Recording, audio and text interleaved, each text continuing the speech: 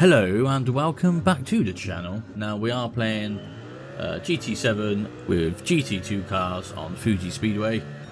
This is the daily race C for the previous week daily races. Now practically everyone in this race is using the Mercedes, and slippery and wet there.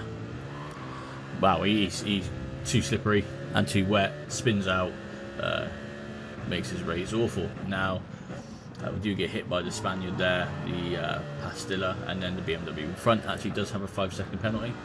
I will say though that this race, you know, the battles I do have all been within less than a second distance of each other within time, and the battles are really good in this race, to be fair. So I look forward to that, obviously, coming up in this video. Now, so we actually are in P4. I believe we started in P6, I believe. We get the move done there to go into P3. As you can see from the top, the external spectating cam. Now, lap 2, again, brake on that. Brake after the 150 board. Get the inside covered there. We've got Lenny in front, and then Montel, who is basically 4 seconds up the road in his own race. Skip ahead a little bit. Still in P3. Now we've just caught up to Lenny, and you know it's again, we are about halfway in between P2 and P4, so you know there's a good pack of us all wanting P2, and now we are coming up to the last couple of corners before the big long straight. Lenny there goes on the inside, and we then stick to the outside, try and get a good exit for the big straight. Obviously slipstream does matter in these sort of vehicles, and now as you can see, Lenny there is swerving, ducking and weaving. Now we catch up, get the overtake done there, so now into P2. We are on the inside for the big right hander here. We covered the inside line. Now again, put it into second. Car does have a tendency to if you're not straight, it's just light the wheels up, and obviously that you have to control the spin and obviously not crash. Now skip ahead a little bit, so we're on lap 3, still in P2 now for the infield back end of the track section. Quite technical this bit. It does require using a lot of the curb and abusing the track limits essentially. Now put into second. Now we've got a big manoeuvre coming up there, so I do turn into Lenny there. Probably my fault, but now into P3, and we have got Killick, if that's how you say his name, just behind us as well. So you know, battle for second at least. Mercedes that brakes so early, so I do actually smash into the back of him, break his back doors, and you know, you're trying to light us on fire there. But through that right hander, we are definitely quicker. He then moves out of the way just at the last second, allowing us to sneak into P2. So we get the manoeuvre done. Basically, no point of trying to catch up to Montel. I mean, he's in his own race, 5-second lead, so I mean, fair play to that. But you know, that's not the battle at hand. We just got to maintain P2. So we're on lap 4, and you know, again, if you look at the pack, there's at least P5. So you know, big battle. Killick there, Ryan, sorry, getting on the inside of Killick, getting that job done. We're getting a little bit of oversteer on the old green slippery stuff. Now we've opened up a little bit of a lead, 7/10, I believe. So you know, a little bit of comfy breathing room. And as we go around this right hander, just try and maintain as much speed and as much of the limit of the car grip as possible. Just to try and obviously get away from the pack. Ideally is what you want. So now just there. But I mean, Ryan left, so I'm not really too sure what happened. Lagged out probably. So on to lap 6 now, and Killick is actually caught up to us. He's done a pretty good job of just, you know, closing the distance on us. Obviously slipstream and stuff for that main straight does help. Now as we approach the right hander, I guess you could call it like a chicane sort of, I'm not really too sure, on Fuji here, half a second distance now between me and Killick, and then on P6 we come for the pit stop. Now I believe Killick there, if you look at the screen, he just kind of smashed into the wall, I believe. So at the pit stop, it's a mandatory one stop. Run too wide, brakes way too late, so does allow Killick there to catch up to I think just over a second or just under. a second distance ahead.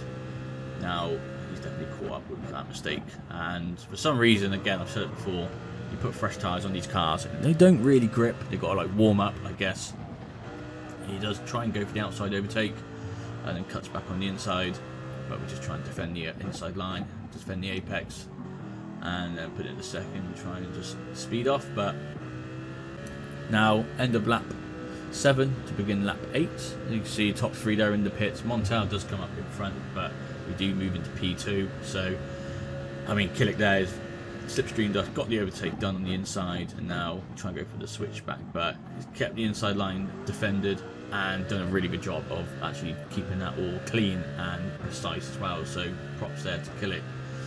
Very, very good driving. Now, again, this is lap 8, so still got 4 laps to go, and you know, still got plenty of time to work something and size Killick up to see where we can exploit and obviously get any sort of overtake done for P2. Now, just again, a matter of staying on the back of him, and as we skip just a little bit ahead, do give him a little tap, and you know, maybe braked a little bit too early, I braked a little bit too late, who knows, but you don't want to ruin the race, of course.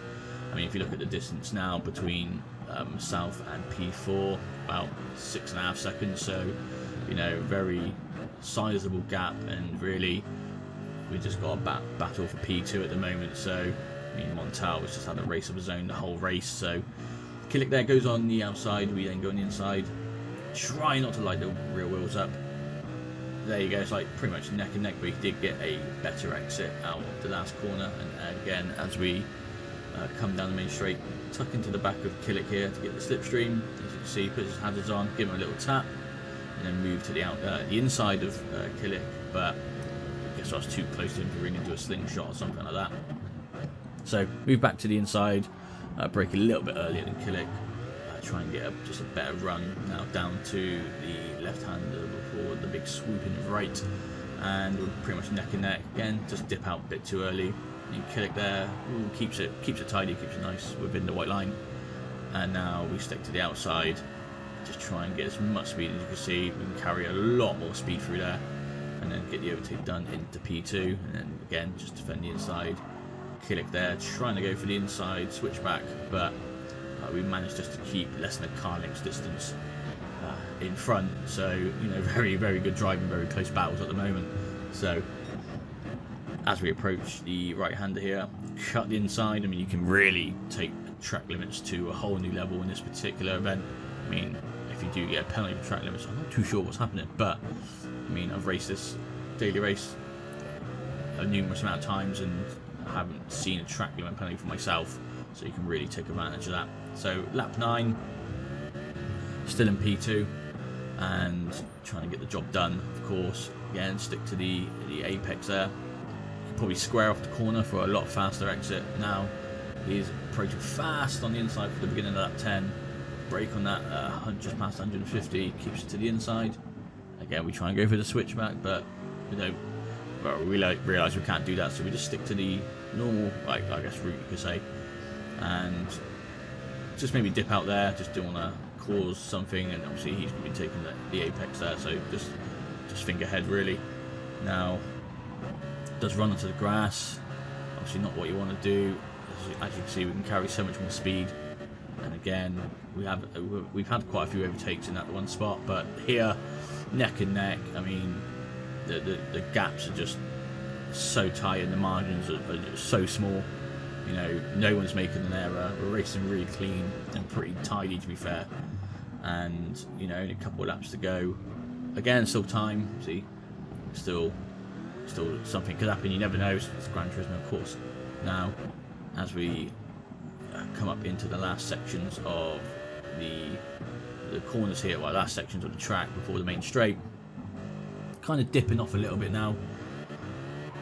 Just not really like driving good, if you could say. And now it's the main straight. We'll jump ahead a little bit now to lap 11, and again, slipstream didn't really work in my favour. Just try and bang it into second there, get a bit of a faster, tidier exit. And as we come under the Audi Sport gantry there, we about over half a second distance.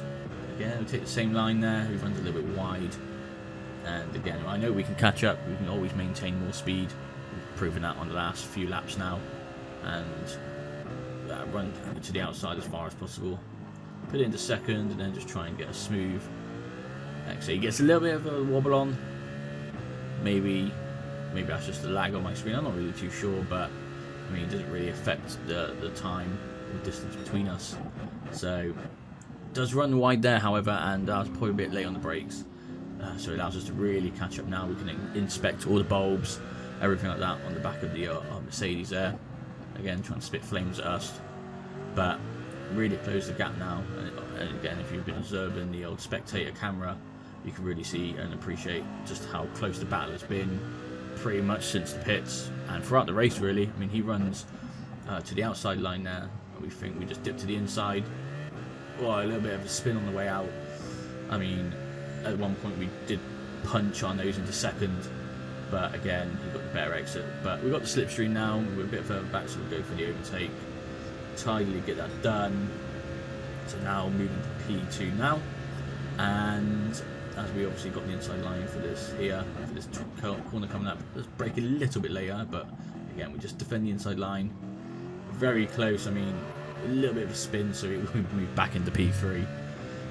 I mean, this is a very close event, and literally like pretty much door to door at this point, knocking each other's wing mirrors off. I mean, our races don't come much closer than this on Gran Turismo, and as respectful as this as well. It's quite rare to see, so we're definitely savouring the moment to just enjoy how much of a good race and battle this actually is, especially with fast cars like these GT2 cars. But in P3 still, again, we're in like slipstream distance, just one single overtake, but it is the final lap, so we have to do some sort of manoeuvre. Now, again, as long as we can keep on like the tail of Killick here, get a bit of a spin on, not great. I do drop off just a tad because of that, just losing a bit of momentum. But all dependent obviously on that last corner. It's a bit of a tricky one, whether you should take the outside, inside, square it off the corner. It's not really a bit of everything you can do. So he goes again, tries to go for the middle of the track. I then punch it into second, just try and get away.